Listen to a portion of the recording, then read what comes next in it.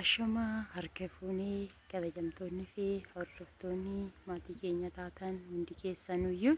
kan biyya keessa jirtanis kan biyya ambaa keessa jirtanis nageenyi araarri waaqayyo isiniif haa baay'atu jecha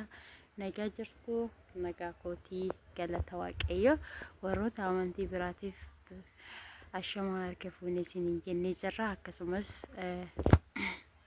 awanis baga isiniin ga'ee ayyaanota guyyaa irraa kabajamanii oolaniin amiin baga hunda keenyanii nutti nugee radatiin barakatiin isaanii hunda keenyarra oolee haa bulu eessa teessee jirtaa yooma jettan mana jala taa'in jira hin qorru waan isinitti fidin baay'ee tokko qorri akkasii isiniin jechuu barbaada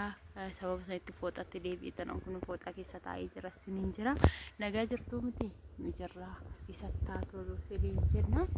akkasumas immoo har'a mastuun maal qabattee dhuftee maal nuun jechuu barbaadde jechuu keessan nafu akkasumas har'a wanni qabadhee dhufee viidiyoo tanaan dura hojjechaa ture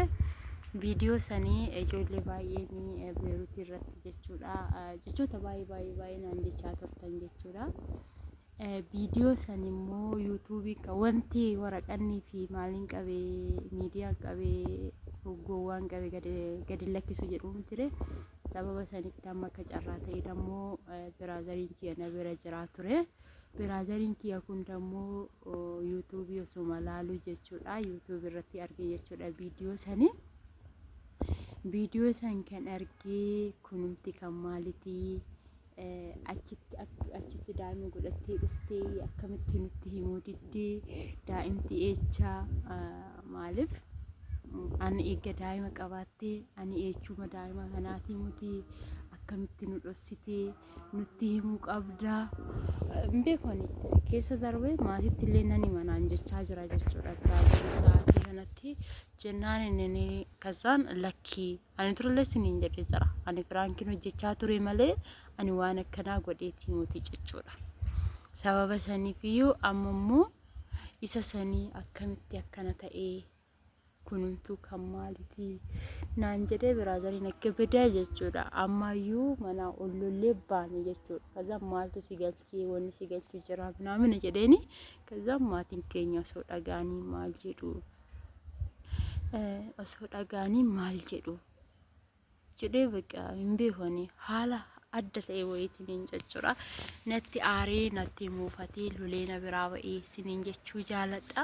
maaliif yeroo baay'ee namni Itoophiyaa keessa jiru umaatti fakkaatu jechuudha sobatti fakkaatu jechuudha wanta nu fakkeenyaaf amma miidiyaa irratti hojjennu kana wantoonni nu hojjennu kun bamuluun dhugaatti fakkaata jechuudha isaanitti maaliif hin beekan kan wanta tokko lamisaale baay'ee yeroo baay'ee hin beekanii jechuudha sababa saniifiyyuu waan akkanaatii ta'ee siniin jechuu barbaada amma immoo isaan xiqqooshii olitti muufanneetiyyuu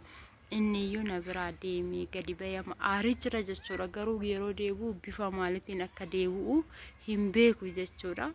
akkasii isiniin jira odoo isin ta'ee osoo muudannoon akkanaa isinirra ga'ee fakkeenyaaf nu amma gisee biyya ambaa keessa jiru akka qaldeetitti haasofna jechuudha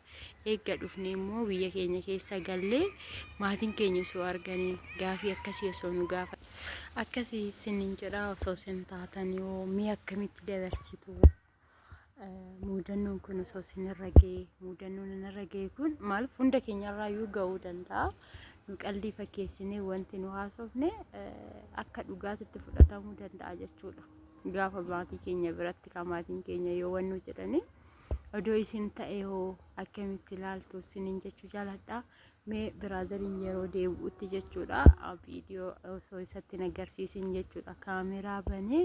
waanuma inni jedhuyyuu walumaan ilaalla hin lolamoo akkuma amma lolee ba'ee kanatti wannu jedhamoo akkamii hiisasan hilaallaa siniin jechuu jaaladha akkasumas immoo maaliif koomentiidhaan ilaala jechuudha maaliif waayifaa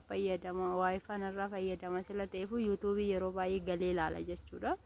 silazaa mee maal jettuun isin koomentiidhaan maal jettuun waan koomentiidhaan jettanii mi barreessaa siniin jechuu barbaada osoo sinis ta'e wanni qalbiidhaan haasoftan osoo maatiin keessan arganii amma baay'ee ijoollee baay'een keenya tiiktookii hojjenna jechuudha tiiktookii irratti waan baay'ee haasaa walla guyyaa guutuu wanti tiiktookii irratti haasa'amu sun maatiin keenya osoo dhaga'anii hoo akkamitti maatii keenya amansiisuu dandeenya? Fakkeenyaaf abbaa manaa namni qabu abbaa manaa ofii akkamitti amansiisuu danda'a? Obboleessa obboleettii harmee kee abbaa kee osoo waan akkanaa tennuu jedhee akkamitti amansiisuu dandeenya siniin jechuu jaaladha. Mee isinuu maal jettu? Mee fakkeenya kiyya kana fudhattanii isinuu maal jettu? Mee osoo maatiin keessan akka koo kanatti isin dhagaanii osoo obboleessi keessan obboleettiin keessan lola isinitti kaasanii maal jettu siniin jechuu jaaladha. Akkasumas immoo viidiyoo kiyya asumarratti hangoola haasaa isinitti hin baa'isu. Isinuu maal jettu? Waan jettan koomentii jalatti illee ta'uu lafa nuuf godhaa. Dammoo alliin qorraa akka badaa sababa sanittan mee amma olan gala isiniin jedha. Turtii gaarii isiniif haa ta'u. Nagaan naa turaa. Gibbuma keessa gabba'ee ala jira jechuudha dhugaa.